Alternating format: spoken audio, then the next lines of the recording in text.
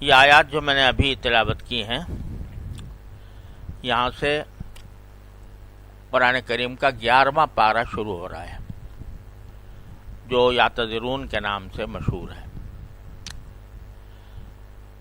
ان پاروں کے بارے میں یہ بات بھی سمجھنی چاہیے کہ جو 30 پارے قرآن کریم کے ہیں، الف لام میم سے لے کر پارہ عام تک، یہ کچھ اللہ تعالیٰ کی طرف سے اس طرح قرآن کریم کے حصوں کو تقسیم کیا گیا ہے کہ جن کا مقصود تلاوت ہے،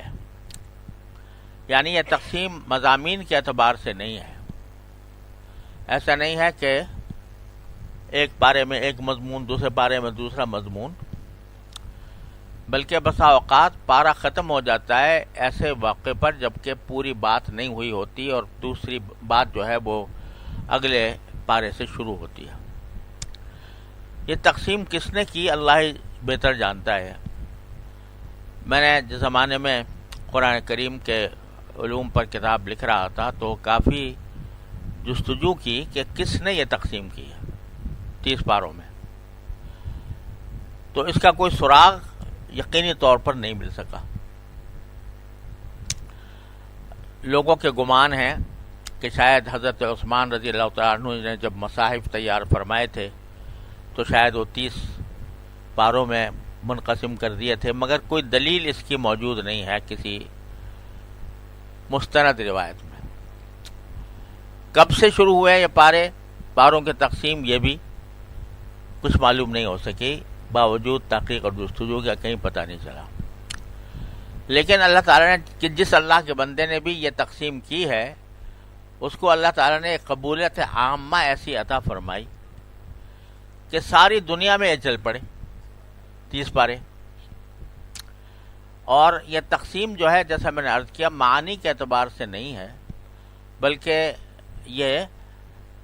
تلاوت کے اعتبار سے ہے۔ یعنی چونکہ قرآن کریم کا سمجھنا تو اپنی جگہ بہت اعلیٰ مقصد ہے ہی، لیکن صرف اس کے الفاظ کی تلاوت بھی بڑی عظیم دولت ہے، اور ہر حرف کی تلاوت پر 10 نیکیوں کا وعدہ ہے۔ اس لیے جس نے بھی یہ تقسیم کی ہے، اس نے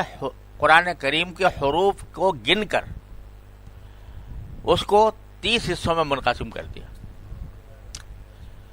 کہ ایک پارے کے اندر ایک حروف کی ایک تعداد ایسی مقرر ہو گئی کہ اتنی اگر آدمی پڑھ لے گا تو ایک خاص مقدار میں قرآن کریم کے حروف پڑھ لیے جائیں گے اور اس کی برکات حاصل ہوں گی۔ لہذا اس میں کہیں معنی کا کوئی لحاظ نہیں ہے۔ بعض اوقات نہ تمام بات کے اوپر بھی پارہ ختم ہو جاتا ہے، دوسرا پارہ شروع ہو جاتا ہے۔ لیکن اللہ تعالیٰ نے قبولیت اس کو ایسی عطا فرمائی کہ صدیوں سے مسلمانوں کا معمول یہ ہے کہ وہ اپنی تلاوت میں ان پاروں کا لحاظ رکھتے ہیں، ہر روز ایک پارہ پڑھ کے پورے مہینے میں ایک قرآن کریم پورا کر لیتے ہیں۔ ابھی کچھ عرصہ پہلے ایک صاحب نے ایک تحریک شروع کی اور اس میں یہ آواز بلند کی کہ بھئی یہ جو پارے ہیں ان سے ایسی آیت پر ختم ہو جاتا ہے کہ جس پر بات پوری نہیں ہوتی، لہذا اس کو اثر نو کچھ پاروں کی تقسیم کی جائے اور اس کو جہاں سے بات ختم ہوئی ہے وہاں تک ایک پارہ ہو جائے اور پھر دوسرا پارہ اس کے بعد شروع ہو۔ یہ انہوں نے ایک دماغ میں ان کے بات آئی، لیکن جو ساری دنیا میں عالم اسلام میں جو قبولیت اس کو حاصل ہو گئی ہے، 1000 آپ کوشش کر لو وہ اس کی جگہ نہیں لے سکتی۔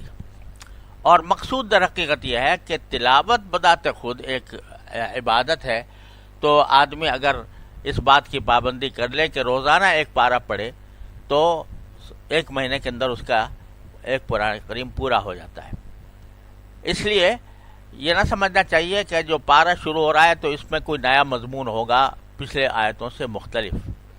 ایسا نہیں ہے۔